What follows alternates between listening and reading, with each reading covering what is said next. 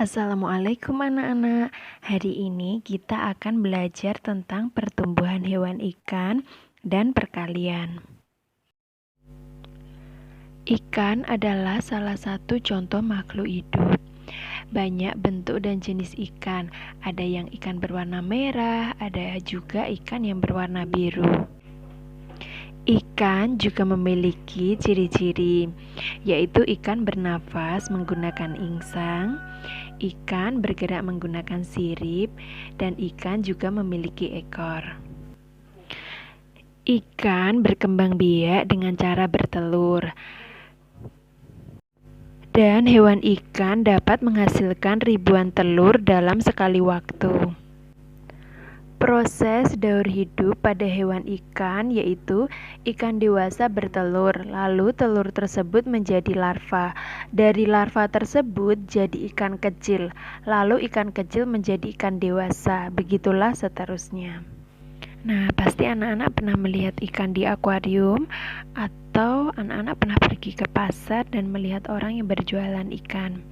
Jadi ada beberapa jenis ikan. Ada ikan yang bisa dimakan atau dikonsumsi. Ada juga ikan yang hanya dijadikan hiasan yang ditaruh di akuarium. Nah, anak-anak pasti masih ingat kan materi perkalian yang anak-anak pelajari? Coba sama-sama kita kerjakan contoh soal perkalian berikut.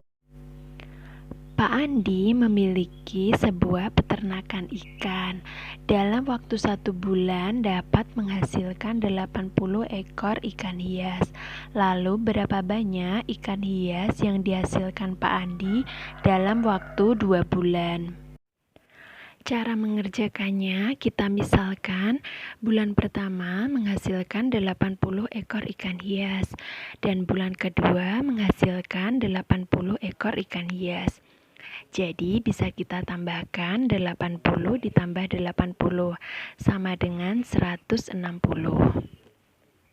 Cara yang kedua, anak-anak bisa mengalihkan 80 dikali 2 dengan cara disusun ke bawah. 80 dikali 2, 2 dikali 0, 0, 2 dikali 8, 16. Jadi hasilnya 160 ekor ikan hias.